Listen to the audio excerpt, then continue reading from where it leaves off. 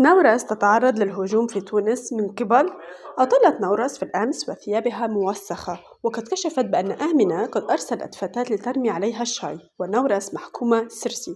فهل تستطيع أن تقدم بشكوى؟ بنت خالتك وتوقفنا انت تسوق في كرهبتك، توقفها باش تصب عليا. علاش اسوبوا شويتك، اسوبوا وجعتك، اسوبوا ما نجمتش تتخطاني من غير لا مقدمات ولا سلام ولا كلام. انا مشيت للمول، كنا لايف، والشاي هذا اللي مكبوب عليا الكل. انا مشيت للباركينغ باش نجيب لا فواتور، لقينا عباد في مرسيدس في كرهبه قدامنا، ما شفناش شكون اللي فيها الكرهبه. تهبط طفله تسكر عليا الطريق وتجيني تقول لي هبط الشباك، تجيني نهبط الشباك تكب عليا هذا. شكون تطلع اللي في الكهرباء في المرسيدس، شكون اللي يسوق فيها؟ صورتها لكم عندي. عليك دارت لي هكا دوك، هذا مستوى شكون بالضبط اللي في الكهرباء. انا 5 شهور التالي صارت مشكله في السوشيال ميديا وتونس كامله سمعت بها. الطفله وراجلها وطلعوا ماهمش مطلقين وبلا بلا بلا. انا تخطيتها ونسيت المشاكل هذيك، اما هما مازالوا ما تخطاونيش ومازالوا يغزلوا عليا. الطفله هذه هي اللي تسوق في الكهرباء، واللي معاها اللي هبطت ومعاها برشا بنات وكاكا كاكا كاكا في لافواتور من تالي. خليني نقول لك حاجه، الطفله اللي جات بنت خالتها اللي جات قالت لي هبط وكبت عليا نبكي معناها. وراهو براني عيب معناها، راني ما خليتوش يدخل خاطرو براني.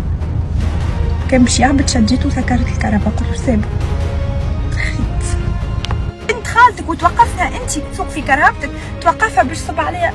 علاش اسوبوا شويتك، اسوبوا وجعتك، اسوبوا ما نجمتش تتخطاني، اسوبوا تاتيتك.